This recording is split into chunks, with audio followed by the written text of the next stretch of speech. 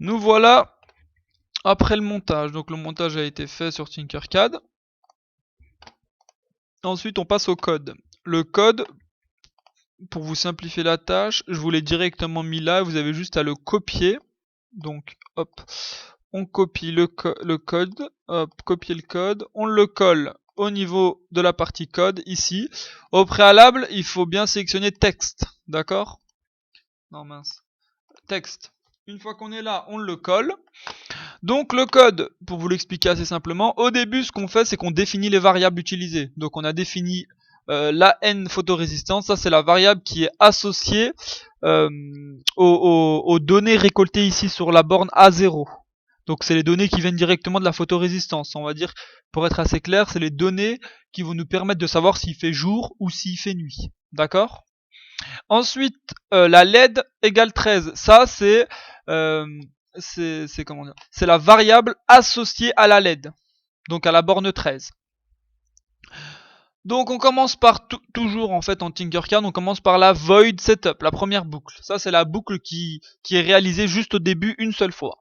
Donc au début ce qu'on fait c'est qu'on définit l'ouverture du moniteur série, donc serial begin, c'est-à-dire on va ouvrir le moniteur série et on va lui associer à ce moniteur série un espace donné. Donc là on lui a associé 9600 en espace. D'accord? Ensuite, on définit également l'ouverture de la pin mode LED output. Donc là, c'est pour la LED, donc celle qui a la borne 13. On définit juste au début qu'il y a une LED, d'accord? Et donc son utilisation. Là, on passe à la void loop. Là, au niveau de la void loop, la première chose qu'on fait, c'est qu'on définit une nouvelle variable. Ça, c'est la variable qui va être utilisée au niveau de... En fait, c'est le nom qu'on va donner aux différentes valeurs qui vont être déterminées, qui vont être récoltées au niveau de la borne A0. Donc là, on a défini une variable qu'on va appeler valeur sur A0. Cette valeur sur A0, c'est égal, très simplement, aux valeurs qui sont données par la photorésistance, donc égal à analog read. Donc c'est la lecture. Analog read, ça veut simplement dire la lecture des données qui sont récoltées sur A0. Donc la lecture des données venant de AN photorésistance. D'accord? Donc ici, on définit juste une première variable valeur sur A0 qui va être celle qui va récolter les valeurs venant de la photorésistance. Ensuite, serial print ln. Valeur sur A0, bah ça, cette partie de code là, elle va permettre d'afficher dans le moniteur série les différentes valeurs venant de la photorésistance. Et ces différentes valeurs qui vont être affichées, là on a mis délai 1000. 1000 c'est pour 1000 millisecondes, donc toutes les secondes. Donc toutes les secondes, on a les valeurs en continu qui vont venir de la photorésistance, qui vont être affichées toutes les secondes. D'accord? Donc si on lance la simulation, hop, on ouvre le moniteur, et là on a bien, toutes les secondes, une nouvelle valeur qui apparaît. Donc si on clique sur la photorésistance et on fait varier l'éclairement, bah, logiquement la valeur varie avec. Donc on fait varier l'éclairement, on fait varier, et donc on voit que quand on fait varier l'éclairement, et bah, la valeur lue sur la borne A0 varie également. D'accord? Donc c'est ça la première étape du montage. Donc la première chose à faire, c'est essayer de placer, lorsqu'on démarre la simulation, essayer de placer le curseur au milieu. Au milieu, c'est pour simuler le fait qu'il commence à faire jour. Et ben on le place au milieu et on détermine la valeur associée. Donc là, on a déterminé que la valeur associée, bah, par exemple, c'est 497. Moi, sur mon exemple, j'avais trouvé que c'était combien? Si on regarde la suite, moi j'avais trouvé 488, donc ça se rapproche. Vous allez voir qu'on va pas tous avoir les mêmes valeurs, c'est en fonction de là où on sent que c'est le milieu pour chacun. D'accord?